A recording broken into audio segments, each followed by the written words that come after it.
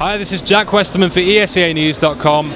Still here in Paris, France for the Electronic Sports World Cup 2013. Joining me this time are Hiko and n0thing from compLexity. First of all, guys, commiserations. You finished in 5th to 8th place. What are your initial thoughts? It's definitely not what we wanted to place. I mean, I think we all had the expectation of doing a little bit better. Unfortunately, I mean, we kind of... Top 4 would have been nice. Yeah, exactly. Things didn't go our way. We got really unlucky. I mean, not only against NIP, but against LGB and Clan Mystic. There were rounds that didn't go our way that probably should have.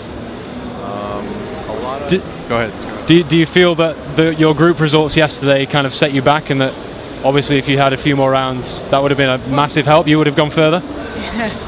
If you look at the path we would have had if we would have won one more round yesterday, I mean, it's a completely different battle, but that's our own fault, right? You know, before the match, actually, versus Mystic, we had a conversation, would it be worth it to not win? You know, would it be worth it to not beat them? But obviously the seedings are random, so you can't really embrace that here. So it's like, that's a whole other story. I don't really like the structure that much, like the flipping of the seeding, but yeah, it's definitely a bummer. Our path was 3 times as hard on the other side, so. So on the structure quickly, I mean, are you happy with the whole single elimination, best of 3, the overtime rules? I mean, what would you change? The best of 3 rules, I think they should have kept it how it always is. I mean, there's always delays, and they have to plan for it. They shouldn't punish us as players to have to, you know, do weird best of 3 third map overtime rules. Also, I mean, most tournaments don't do single elimination group stages where it's one map and that's it. So it's kind of annoying, but at the same time, I mean, that's what it is. So you have to prepare for it, and we have to just get used to it. No, definitely. Well, I think, like, you know, ESEA uses the double elim best of 3 format. Obviously, there's less teams you're working with, so it's a little easier for the logistics, but I just think somehow balancing out the bracket with single elim and random, it's just not as consistent, I don't think. I think teams are fighting with a certain strategy in mind of who they want to play, and I think it just takes a little bit away from that planning stage, and it just makes things more random. I just don't like it. Yeah, the random matchups have been getting a few complaints. Obviously, I interviewed you during the draw yesterday. You found out who you'd be playing shortly afterwards, or what your path through the bracket would be. What was the atmosphere in the hotel room? Was it kind of like, oh shit, we've got NIP and Very games coming up, or is that a challenge?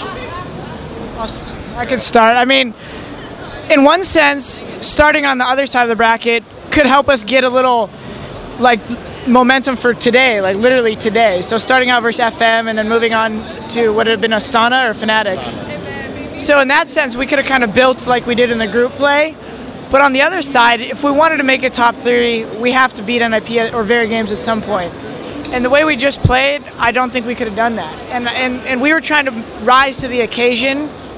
And, you know, we can make 10 to 20 different excuses, but really we knew we had a small chance and we wanted to bring it. And to answer your question, we weren't too scared last night. We were excited for the opportunity because it doesn't come around for us often, not having attended as many events. These guys were where last week? EMS, right? Yeah. The raid call. Just by playing NIP that one time, we already learned something about their Dust 2 that we never did with demos. Just that taking the tempo, could have controlled mid a little bit more passively and maybe try to take their long A defense out earlier. And that's something that even some of our spectators said they knew just from scrimming them online. Aprox from Mouse Sports just commented, and those little things that you just need. So hopefully we're going to take this information into MSI and DreamHack and do something with it, you know? That's nothing to add. Fairly comprehensive answer. Yeah. Okay, so let's talk about the 2 maps you played against NIP. Started off on Nuke. Obviously, you won the pistol round. You went up 3-0 pretty early on. And then suddenly momentum just kind of fell through. I guess you kind of had some issues with your money, right? Just talk me through the game in general, the entire NIP match. I mean, as you said, we won the pistol, we won the 2 eco rounds. I mean, if you compare that to when we played them in ESEA on Nuke as well, we lost the eco round, and then, I mean, they rolled downhill from there. We got more rounds on T side this time than we did last time at ESEA. I think our whole team would kind of agree that we were probably, early in that match, we had control. We were definitely getting a lot of kills. We were getting a lot of the early picks, and we couldn't close any of the rounds. They were all close. I know we lost a couple 1v1s, a couple 1v2s. We were hesitating late round. There's a lot of late round hesitation, and it caused the 1v1s to come down, us having low health, whereas normally we took ramp a couple times in 3v3s and just stopped. Tried to overthink it, and we let our heads get in the way, I think, is a couple of those rounds, whereas we should have played a little bit more free flow. First map, first of the best of 3. Do you think that's one of the things that comes with playing NIP, almost, that you overthink things, you think we're playing the best team in the world, so your game changes to suit them? Yeah, I mean, obviously we look at them, not only are they the best team, they have some of the top individually skilled players in the world. So if you're not comfortable in your game at all levels, you just can't execute. So we were trying to like find a comfort zone, and we would have it, and we were getting the picks, but I don't think we were mentally ready for all the mid-game scenarios, and that's what comes with experience, obviously. That's where NIP wins tournaments, 3v3 situations, you know? And you can also kind of compare that to our online stats too. I mean, it's almost the same thing. We almost run into the same thing online as well. But we have lesser opponents. Right. So it's definitely something that we have to work on, and definitely something we will work on for MSI and for DreamHack. So I think sticking together too, you know, staying together and keeping our lineup, and not just making a change because Sean played bad or I played bad or Corey played bad or something. So kind of just building is an important step for us. So hopefully we could not disappoint in the coming month. Okay, so the second map after that was Dust 2. It went a little bit worse for you guys. It was 216, obviously. Was morale a factor by that point, you know, or as you were saying, was it mostly the fact that you'd never seen their Dust 2 before? I mean, personally, with the old team, we played them on Dust 2, and I know Jordan played them on Dust 2, or no, I think that was Very Games. So, I mean, it's definitely, I mean, every time you come to a tournament for us, it's just like, it's a new beast. I mean, these teams change up things. We're trying to change up things to base off Americans, but also change them for Europeans as well. Yeah, so some of the stuff we face versus NIP, after the fact, a French team will come up behind us and act like, oh, you didn't know they did that?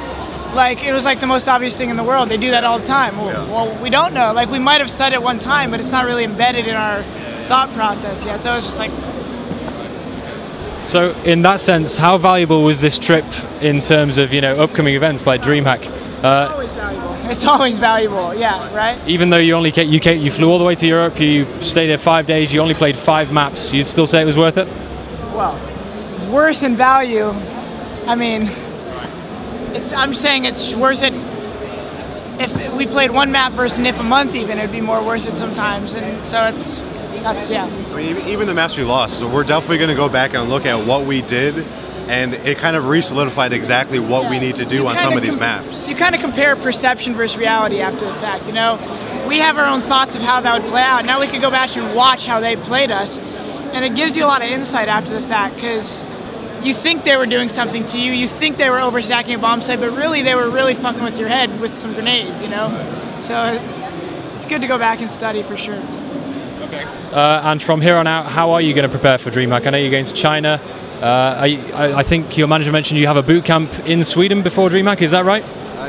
We're going to go right from China to Sweden, so we'll fit in whatever we can there, probably 2 or 3 days. If we had problems with the Chinese visa for some reason, we were going to go to Sweden early. But it looks like we're good for China. Yeah. Okay. Well, all full steam ahead for DreamHack from this point, right? Wish us luck. Yeah, wish you luck. So last but not least, I will let you get off. Any shout-outs?